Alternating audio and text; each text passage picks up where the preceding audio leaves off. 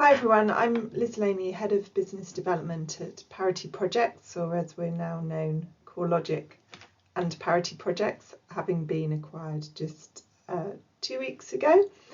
But a bit more on that in a moment.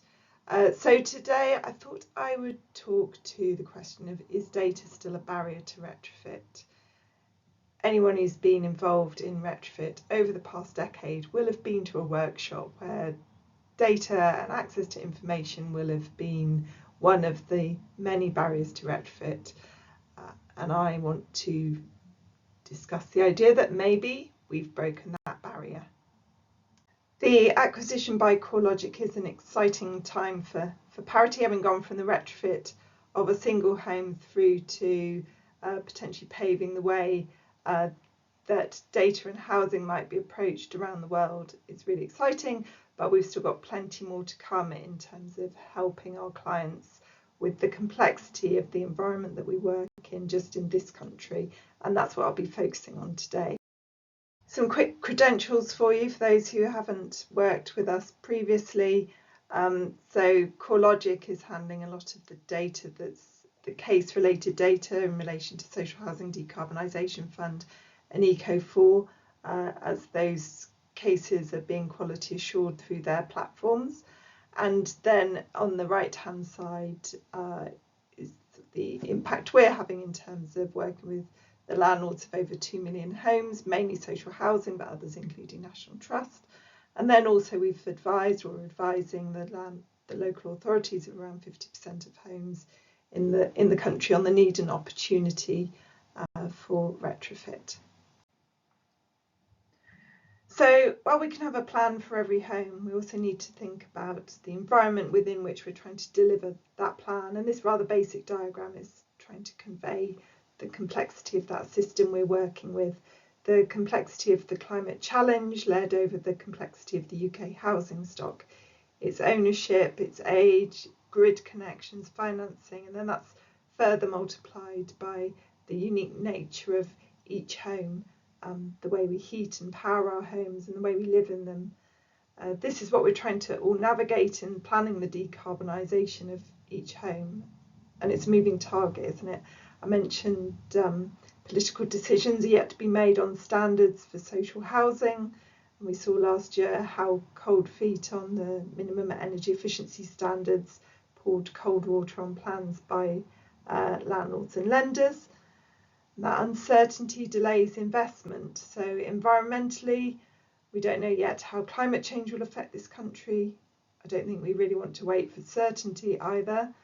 In terms of social attitudes, those are changing and sadly polarising. In terms of the technological climate, we want to encourage new technologies, but in terms of planning, our clients need to know what works and have faith in it, particularly when they're installing measures in the homes of vulnerable residents.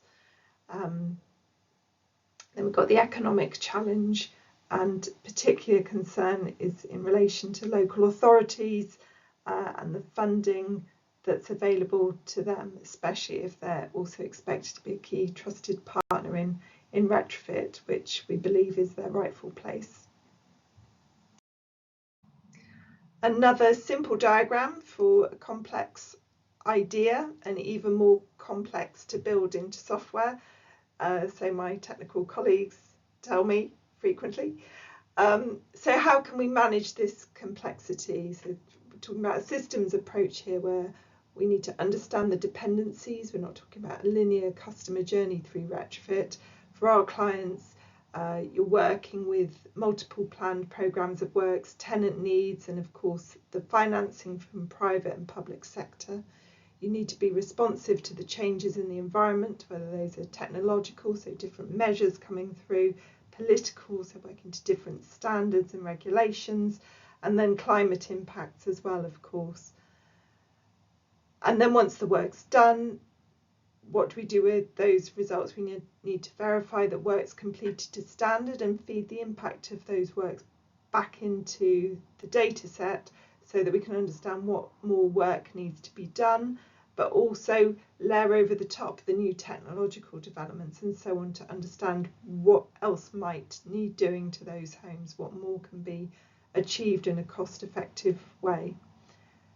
Then in terms of focus, and this is something that Russell, our MD, has been working on a lot, is looking at the role played by different stakeholders. I'm trying not to say the buzzword of stakeholder engagement here, but working out what everyone's responsibility is, and having those people be really clear on what their responsibility is and how that relates to others' roles, and to remove any blocks between the different parties that were engaged in retrofit. And each of those stakeholders, their role and those blocks can relate to other elements in this systems approach. So what we've developed with what we're calling Portfolio Plus for landlords in the first instance is software that can manage all this complexity, that can take in all these inputs of those dependencies, of the standards, of the available technology, that can incorporate the results from completed works and be really clear and help those stakeholders understand what needs doing to which house and when over time and with what financing. A very quick glimpse behind the scenes here of what level of data we're talking about. Just on property data, we're talking about an RDSAP data set for every home in the country. For landlords, that's obviously updated through the data they hold, and for local authorities, basically non-landlords, non-homeowners, then it has to be based on open data and EPC data, over which we will layer other environmental and socio-economic data in order to inform decision making. And I don't want to sound too theoretical about all of this, so I just want to go through how different organisations are using this data in different ways. So with local authorities, they're using the data with us to build business cases for retrofit, and that can incorporate the benefit of reducing health risks and the value of green jobs alongside the decarbonisation impact. We can identify those homes that are suitable for government funded programmes, and with CoreLogic can deliver retrofit assessments, design and coordination with all that data feeding into our software, though obviously we're open to all data sources that are used by our clients. Our landlords have use of the same powerful modelling and reporting, but on top of that, we're obviously taking in a lot more data that might be held in lots of different sources and in different formats. So a lot of our work with landlords is in terms of assuring and improving the quality of their data, and then optimising their plans against different targets, whether that's SAP, net zero, a carbon target, or a heat demand target to be heat pump ready. And we also layer on a number of other routes to learning, like benchmarking and progress reporting over time. I'm really excited this year by the rollout of EcoFurb, our advice and installation service for homeowners.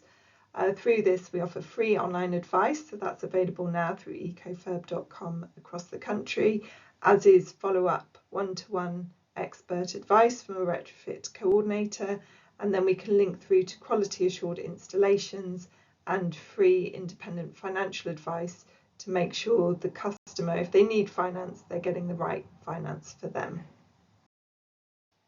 There's then the question of who's going to pay for all this, on top of, unfortunately, slightly sporadic public funding.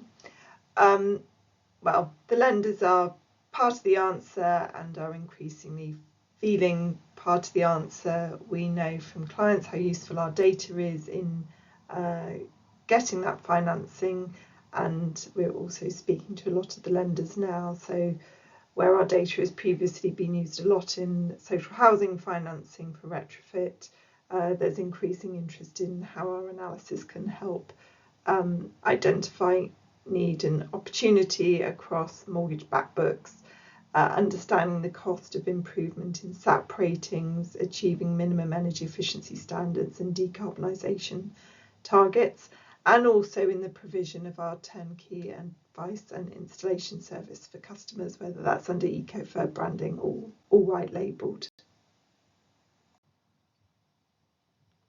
And so with that, I'd like to thank you all for listening and your time today, and look forward to hearing any questions from you either in breakout sessions, in the Q&A, or do get in touch with us. Thanks.